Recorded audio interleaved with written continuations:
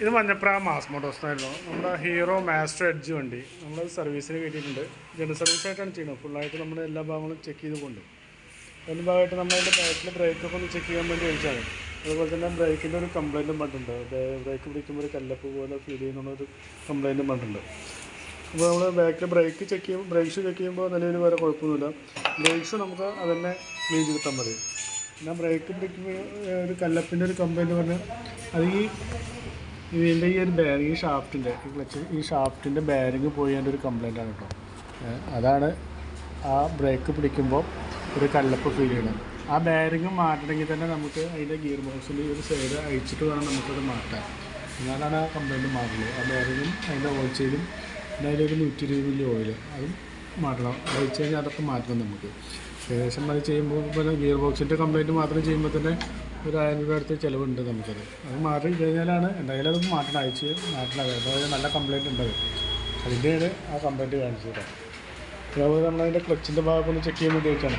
ക്ലച്ചിൻ്റെ ഭാഗത്ത് നിലവിൽ വേറെ കുഴപ്പമൊന്നുമില്ല. വീലിട്ട് മോടി റോഡോ വീട്ടൊന്നും നിലവിൽ വേറെ കംപ്ലയിൻ്റ് ഒന്നുമില്ല. ഓട്ടോ ക്ലച്ചിൻ്റെ യൂണിറ്റായാലും നിലവിൽ വേറെ കുഴപ്പമൊന്നും കാണിക്കുന്നില്ല കേട്ടോ. ബെൽറ്റായാലും നല്ല ബെൽറ്റാണ് കിടക്കുന്നത്. വേറെ കുഴപ്പമൊന്നും കാണിക്കുന്നില്ല. നമ്മളതിൻ്റെ എയർ ഫിൽറ്ററൊക്കെ ഒന്ന് ചെക്ക് ചെയ്യാൻ വേണ്ടി വെച്ചാണ്. എയർ ഫിൽറ്റർ അത്യാവശ്യം നല്ല രീതിയിൽ ബ്ലോക്ക് ആയിട്ടുണ്ട് കേട്ടോ. നമുക്ക് എയർ ഫിൽറ്റർ ഒന്ന് മാറ്റണം. നമുക്ക് അതുപോലെ തന്നെ എയർ ഫിൽറ്റർ മാറ്റണം കൂട്ടത്തിൽ തന്നെ അതിൻ്റെ പ്ലഗും കൂടി മാറ്റിയിട്ട് വേണം റീസെറ്റ് ചെയ്യാം. എയർ ഫിൽറ്ററും പ്ലഗും കൂടി നമുക്ക് ഒരുമിച്ചാണ് പറഞ്ഞത്. അതുകൊണ്ടൊന്ന് മാറ്റിയിട്ടൊന്ന് റീസെറ്റ് ചെയ്യാം. അതുപോലെ അതിൻ്റെ ഫ്രണ്ടിൽ ബ്രേക്ക് ഒക്കെ ഒന്ന് അയച്ച് ക്ലീൻ ചെയ്യണം. വീലൊക്കെ ഒന്ന് അയച്ച് ക്ലീൻ ചെയ്യണം. അപ്പോൾ ബാക്ക് വീൽ അയച്ചും കൊണ്ടാണ് ഫ്രണ്ട് അയക്കാത്തത്. അതുപോലെ നമുക്ക് ഫ്രണ്ട് വീൽ അതിൻ്റെ ബ്രേക്കൊക്കെ ഒന്ന് അയച്ച് ക്ലീൻ ചെയ്തിട്ട് വേണം നമുക്ക് റീസെറ്റ് ആയി. നമ്മളതിൻ്റെ ബാറ്ററി ഒന്ന് ചെക്ക് ചെയ്യാൻ വേണ്ടി അയച്ചാണ്. ബാറ്ററി ഇരിക്കുന്നത് 2022 മോഡൽ ആമറോണിൻ്റെ ബാറ്ററിയാണ് ഇരിക്കുന്നത്. നിലവിൽ ഇപ്പോൾ സെൽഫൊക്കെ വരയ്ക്കുന്നതാണ്. എന്നാൽ പോലും നമുക്ക് ബാറ്ററിക്ക് വല്ല കംപ്ലയിൻറ്റ് ഉണ്ടെന്നും കൂടി ചെക്ക് ചെയ്തുകൊണ്ട് അതിൻ്റെ വോൾട്ടൊക്കെ ചെക്ക് ചെയ്ത് നോക്കുമ്പോൾ 12.92 മാക്സിമം വോൾട്ട് കിട്ടുന്നുണ്ട്. ടെസ്റ്റിലേക്ക് കൊടുക്കുന്നുണ്ട്. ബാറ്ററിക്ക് വല്ല കംപ്ലയിൻ്റ് ഉണ്ടോ പറയാൻ വേണ്ടിയിട്ടാണ്. ബാറ്ററി ഓക്കെ ആയിട്ടാണ് കാണിക്കുന്നത്. നിലവിൽ ബാറ്ററിക്ക് നിലവിൽ ഇപ്പോൾ കംപ്ലയിൻ്റ് ഇല്ല കേട്ടോ. വേറെ കംപ്ലയിൻ്റ് ഒന്നുമില്ല.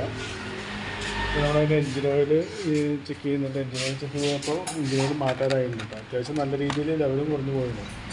എത്രയും ലെവൽ കുറയണമെങ്കിൽ എന്തെങ്കിലും ഒരു കാരണം ഉണ്ടാവും. എന്താ പറയുന്നത് മാറ്റാൻ വൈകുന്നുണ്ടോയെന്ന് അറിയില്ല. അല്ലെങ്കിൽ ഓയിൽ മൈന്യൂട്ടായിട്ട് കത്തിപ്പോകുന്നുണ്ടോയെന്നും അറിയില്ല നമുക്ക്. അപ്പോൾ എന്ത് ചെയ്യണമെന്ന് വെച്ച് കഴിഞ്ഞാൽ ഒരു 1000 കിലോമീറ്റർ കഴിയുമ്പോഴോ അല്ലെങ്കിൽ ഒരു മാസം കഴിയുമ്പോൾ ഓയിലൊന്ന് ചെക്ക് ചെയ്ത് പോകണം.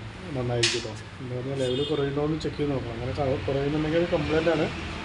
അതൊന്ന് ചെക്ക് ചെയ്തിട്ട് പോകണം.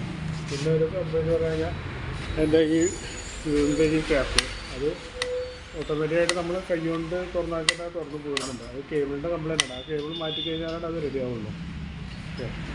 വേറെ പറയത്തൊക്കെ കംപ്ലയിൻ്റ് ഒന്നുമില്ല. മെയിനായിട്ട് നമുക്ക് ചെയ്യേണ്ടത് വരുമ്പോൾ എന്ന് കഴിഞ്ഞാൽ ആ വീലിൻ്റെ ബെയറിങ് ആ ഗിയർ ബോക്സിൻ്റെ ബെയറിങ് അതാണ് ആ കംപ്ലയിൻറ്റ് കാണിക്കുന്നത് ബ്രേക്കിൻ്റെ. അത് ഇപ്പോൾ തന്നെ അത്യാവശ്യം ബെയറിങ് നല്ല രീതിയിൽ പ്ലേ വന്നിട്ടുണ്ട്. കൂടുതൽ ഓടിക്കഴിഞ്ഞാൽ വീല് ജാമായിട്ട് എവിടെയെങ്കിലും വണ്ടി നിൽക്കേണ്ട സാധ്യത ഉണ്ട് കേട്ടോ. ഓക്കെ, അതെല്ലാം കൂടി ചെയ്ത് വരുന്ന ഒരു എസ്റ്റിമേറ്റ് പറയാം. അതിൻ്റെ gear box air filter plug engine oil അതുപോലെ ഫ്യൂലിൻ്റെ കേബിൾ ഇതടക്കമുള്ളൊരു എസ്റ്റിമേറ്റ് പറയാം. നോക്കിയിട്ടൊന്ന് റിപ്ലൈ ചെയ്യണം. ഓക്കെ.